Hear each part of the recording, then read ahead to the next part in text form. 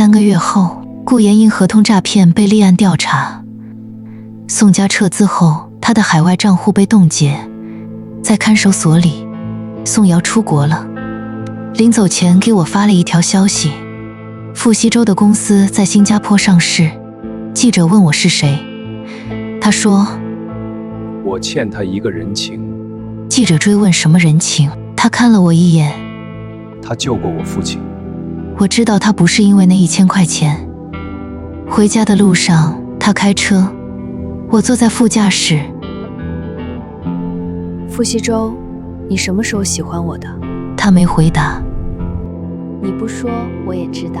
什么时候？3年前，在机场，你当时站在你父亲身后，穿着保安制服。他的手在方向盘上顿了一下。你认出我了？第一眼就认出了。沉默了很久。那你为什么不说？